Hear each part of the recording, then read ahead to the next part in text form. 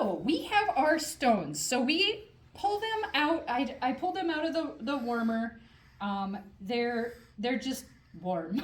They're not hot, but that's okay because I want you to really focus on the stone use and the feel of them beneath your hand before we jump into really worrying about temperature, because that's always kind of that's extra element. So here we have our stones. I'm cradling them in my hands like this. Okay, I pulled them out, and now coming up to the client, I like to start out with my hands, the palms behind, palm up, so that I'm kind of introducing the touch, and then I tell them warm stone, and then I proceed to come down over the top of their deltoids and up through the back of the neck.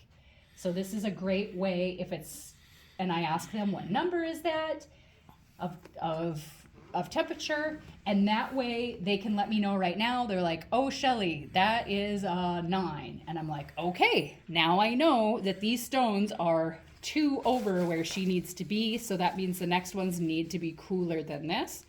Or that's a 4. I'm like, oh boy, we need to make sure that these are warmer than I have them right now. But again, starting out cooler. You don't want them to be cold. You want to be warmer than their body, but again, not so flaming hot that you'll freak them out. So here I say warm stone. Now I am just simply going over the top of lightly, because this is the scapula here. So the last thing that I want to do is jam stone into the bone, but you can go over top. That feels very nice. Coming out over the side, over the deltoids, okay? And then I watch out for those acromion processes, coming in, upper traps, squeezing together, back of the neck, and pulling up, okay? So that would be one stroke. Flipping the stone, returning to over the top of the shoulder, and repeating, okay? To see, now they're probably gonna be cold at that point. Then you switch them out for another set. So that is a good place to start. Now we can go down the body, down to the low back. I like to flip them when I'm down at that low back and then drag back up.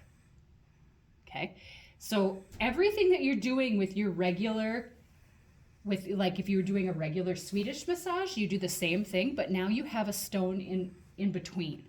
So here, now we flip and coming down the arm and back up. Okay, so give that a whirl.